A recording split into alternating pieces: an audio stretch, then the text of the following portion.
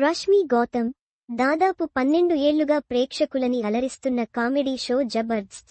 ఈ షోకి ఎంతో మంది యాంకర్స్ వచ్చారు, వెళ్లారు, కమెడియన్స్ మారారు, జడ్జెస్ మారారు.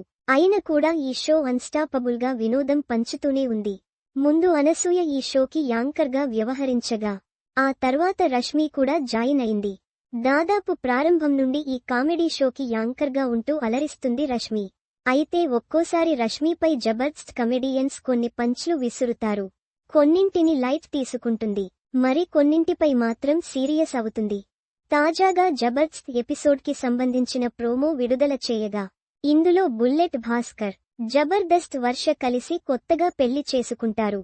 తమ పెళ్లికి జడ్జ్లు ఖుష్బూ, శివాజీ వచ్చారు, కానీ రష్మి ఎందుకు రాలేదని వర్ష ప్రశ్నించింది.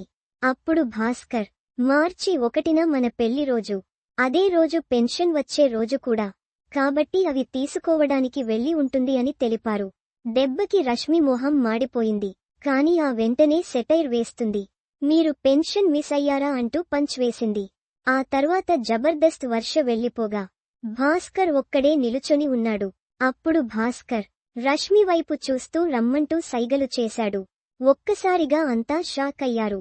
మరో ఆలోచన లేకుండా రష్మి, చెప్పు తెగుద్ది అంటూ వార్నింగ్ ఇచ్చింది.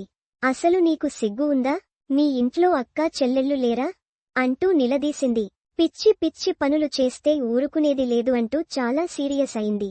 అందరూ షాక్ అయిపోయారు. అయితే అప్పుడు కాస్త కవర్ చేస్తూ, అక్కా చెల్లెళ్ళు ఉన్నారు, వదిన లేదని బాధపడుతున్నామని కవర్ చేసుకున్నాడు.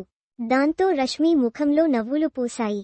మొత్తానికి భాస్కర్ రష్మిపై తెగ సెటైర్స్ వేసి షోని మరింత రక్తి కట్టించాడు. ఏప్రిల్ 4, 5 తేదీలలో ఫుల్ ఎపిసోడ్ ప్రసారం కానుంది.